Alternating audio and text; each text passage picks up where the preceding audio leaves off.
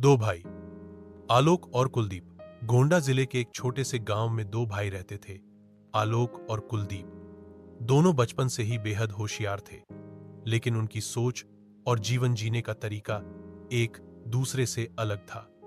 आलोक शांत स्वभाव का, पढ़ाई में तेज और हमेशा आगे बढ़ने का सपना देखने वाला था। वहीं कुलदीप मेहनती तो था, पर पढ़ाई से उसका मन जल्दी उचट जाता था।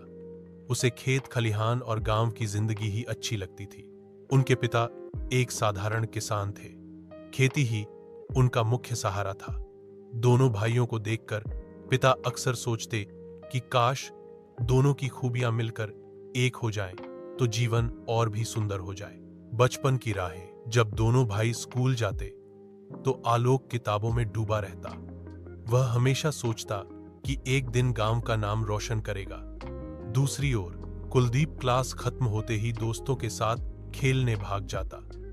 उसे पेड़ों पर चढ़ना, तालाब में तैरना और खेतों में काम करना सबसे ज्यादा अच्छा लगता।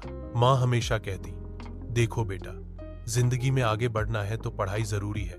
आलोक यह बात गांठ बांध लेता, लेकिन कुलदीप हंसकर कह देता, माँ, खेती ही सब कुछ है, पढ़ाई से पेट नहीं भरता। बड़ा होने पर फर्क। समय बीतता गया, दोनों भाई जवान हुए।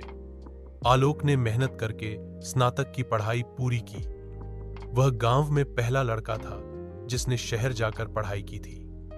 वहीं कुलदीप पिता के साथ खेती बाड़ी संभालने लगा। शहर से लौटकर आलोक ने सोचा कि गांव में बच्चों के लिए एक छोटी कोचिंग क्लास खोली जाए। उसने कई बच्चों को मुफ्त पढ़ाना शुरू किया।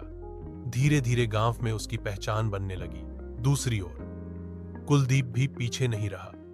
उसने खेती में नए प्रयोग किए, अच्छे बीज लाना, आधुनिक उपकरणों का इस्तेमाल करना और सिंचाई के नए और